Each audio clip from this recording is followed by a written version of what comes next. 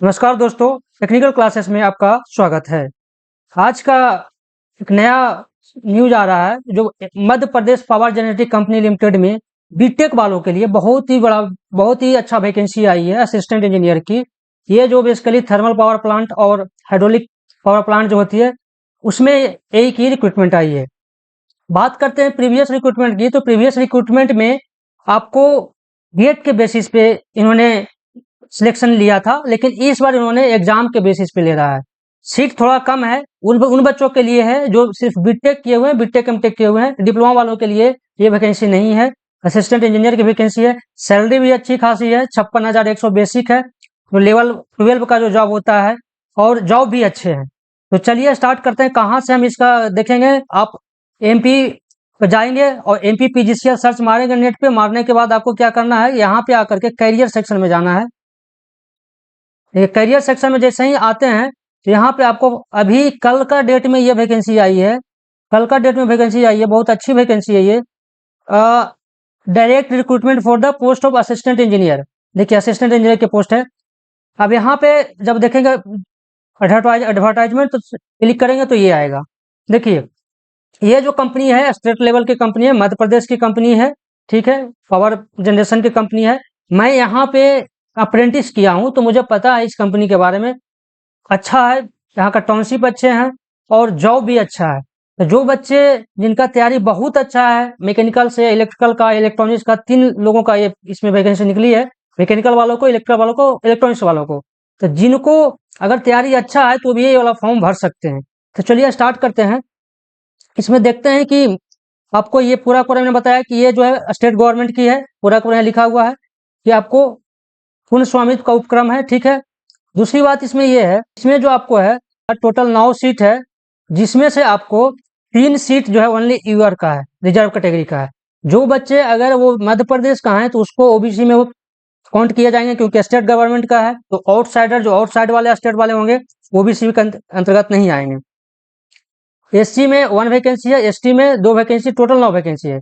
बात करें इलेक्ट्रिकल का, तो इलेक्ट्रिकल का टोटल 25 वैकेंसी है। इलेक्ट्रिकल वालों के लिए बहुत ही अच्छा है, जो इलेक्ट्रिकल से है ना उसके लिए तो बहुत ही अच्छा अपॉर्चुनिटी है। ये वाला एग्जाम दे सकते हैं। उसमें टोटल 7 वैकेंसी जनरल में है और 7 वैकेंसी ओबीसी में है, 4 वैकेंसी एससी का है, 5 वैकेंसी एसटी का है। बात करते हैं इलेक्ट्रॉनिक्स का, असिस्टेंट इलेक्ट्रॉनिक्स का, तो इसमें आपको टोटल 8 वैकेंसी है। तो सबसे ज्यादा वैकेंसी किसमें है, असिस्टेंट इंजीनियर इलेक्ट्रिकल वालों का। चलिए आगे इसका देखते हैं कि आगे इसमें क्या क्या है, कितना एज है, एज क्राइटेरिया क्या है, एग्जाम का पैटर्न क्या है, ये सब आगे हम डिस्कस करेंगे। आगे में देखते हैं। देखिए ये सब आपको जरूरत नहीं है, आपको सिर्फ चयन प्रक्रिया की बात करें तो चयन प्रक्रिया में आपको 100 नंबर का एग्जाम होगा, ठीक है। 100 अंकों का एग्जाम होगा, नॉन निगेटिव मार्किंग है, ठीक है। 100 अंकों का एग्जाम है और नॉन निगेटिव मार्किंग है, इसमें निगेटिव मार्किंग नहीं है। इसमें से आपको टेक्निकल का 75 क्वेश्चन रहेंगे और नॉन टेक का टेक्निकल का 75 नंबर का टेक्निकल 75 क्वेश्चन।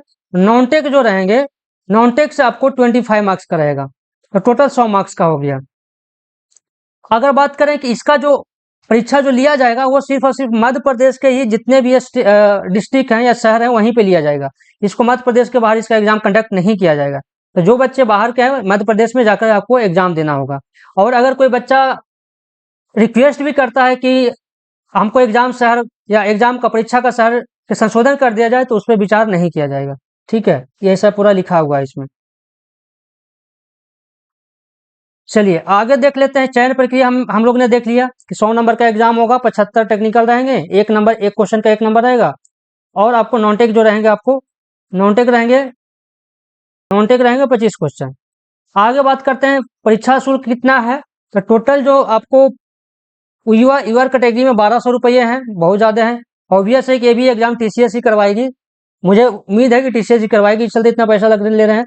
और 600 रुपये जो है एससी एसटी और ओबीसी और ईडब्ल्यूएस कैंडिडेट के लिए है, ठीक है। इसको फॉर्म कहाँ से भरना है, तो इसको आपको यहाँ पे दिखा दिया गया है कि फॉर्म भरने के लिए आपको एमपी ऑनलाइन का एक पोर्टल आता है, जिसपे जाकर के आपको ये करना होगा। देखिए ये आपको दिखाया गया यहाँ पे, आपको एमपी ऑनलाइन, इस पे जब क्लिक करेंगे, इस पे जब आप क्लिक करेंगे तो ये इस टाइप से आएगा, ठीक है। अब यहाँ पे जाकर के आपको यहाँ पे जाकर पहले रजिस्टर करना पड़ेगा। देखिए मध्य प्रदेश कर्मचारी चयन मंडल है, यहाँ पे क्लिक करेंगे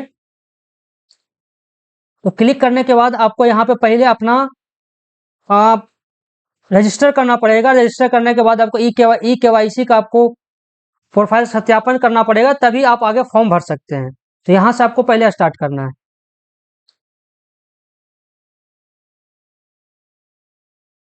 एक मिनट, हाँ तो हम लोग कहाँ पे थे, हम लोग थे यहाँ पे।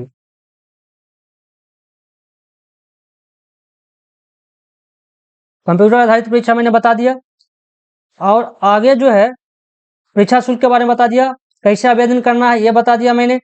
अब बात आती है कि सर इसका अगर सिलेक्शन अगर होता है तो अगर टाई अप रह जाता है, टाई अप अगर रह जाता है मतलब कि एज के टाई अप रह गया, किसी का सेम नंबर आ गया, तो उस केस में आपको जो ज्यादा एज वाले रहेंगे उसको वरीयता दिया जाएगा कम एज के कंपेरिजन में। और उसके बाद इसमें क्या है कि अगर उसके बावजूद दोनों का एज भी सेम आ रहा है तो फिर आपको मार्क्स जो मिलेंगे, जो मार्क्स जो टेक्निकल पार्ट में जो मार्क्स आएंगे उसके आधार पे आपको वरीयता दिया जाएगा।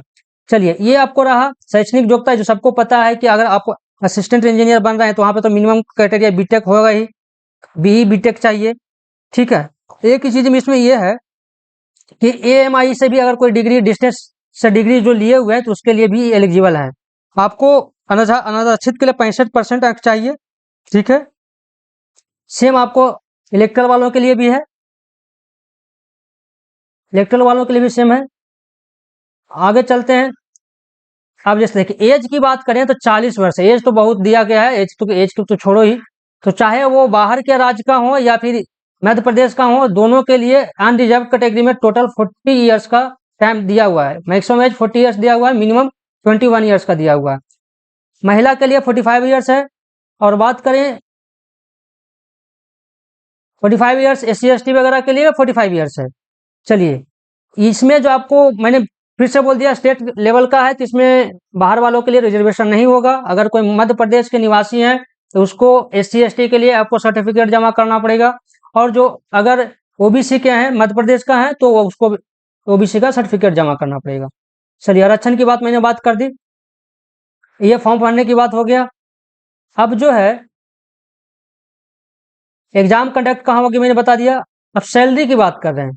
देखिए 1 साल का आपको प्रशिक्षण ट्रेनिंग पीरियड होता है, 1 साल का आपको ट्रेनिंग पीरियड होगा, 1 साल का ट्रेनिंग पीरियड होता है। उसके बाद आपको सैलरी की बात करें तो 56,100 से 1,77,500 स्टार्टिंग है। ये आपको 12 लेवल 12 का ये जॉब है। 56,100 आपको बेसिक है। ठीक है, तो ये भी हम लोग जान गए, क्योंकि आपको पता है कि जब सरकारी जो तो गवर्नमेंट वाले जो होते हैं, जिसमें PSU को छोड़ करके जितने भी अदर स्टेट वाले जो पावर प्लांट है वहां पे आपको सरकारी जो होता है गवर्नमेंट का जो लेवल 12 का जॉब होता है उसके अकॉर्डिंग पेमेंट किया जाता है। अगर ये आप PSU में जाते तो ये आपको 60,000 बेसिक रहता। PSU में आपको 60,000 बेसिक रहता, 50,000 स्टार्टिंग होता है, 1 साल के बाद आपको 60,000 हो जाता है। तो ये आपको यहाँ पे है। ठीक है, आगे देखते हैं। जैसा कि मैंने बता दिया, अब यहाँ पे देखिए, अब अगर कोई बच्चा का ज्वाइनिंग कर लेता है, अगर वो छोड़ना चाहता है तो उसके बारे में भी यहाँ पे मेंशन किया हुआ है कि अगर आप सिलेक्ट हो जाते हैं और ज्वाइन कर लेते हैं और अगर उसको आप छोड़ना चाहते हैं तो आपको 2 लाख का बॉन्ड इसमें है। 2 लाख का बॉन्ड है। आपको 2 लाख रुपया का बॉन्ड अगर आप छोड़ेंगे ट्रेनिंग पीरियड के दौरान तो आपको 2 लाख रुपया जमा करना पड़ेगा। अगर किसी बच्चे को सपोज डेट एक एग्जाम से निकल कर दूसरे एग्जाम में जा रहे हैं तो वहां पे आपको यहाँ पे बॉन्ड जो है ना ट्रांसफर होता है, यहाँ पे बॉन्ड ट्रांसफर किया जाएगा। मतलब कि आपको अगर मान लीजिए कि हायर लेवल पोस्ट पे आपको हो गया, आप छोड़ रहे हैं, सपोज डेट कोई बच्चा मध्य प्रदेश में ज्वाइन किया था पावर प्लांट में, किसी को NTPC में हो गया तो वो जाकर के यहाँ से आपको रिलीज कर देंगे, आपको 2 लाख रुपया देने की जरूरत नहीं पड़ेगी बॉन्ड का। चलिए ये तो ये अच्छा एग्जाम है, अगर कोई बच्चा देना चाहते हैं तो ये वाला फॉर्म भर सकते हैं। अगर ये वीडियो अच्छा लगा हो तो लाइक करें, सब्सक्राइब करें और चैनल को शेयर करें। बहुत बहुत धन्यवाद।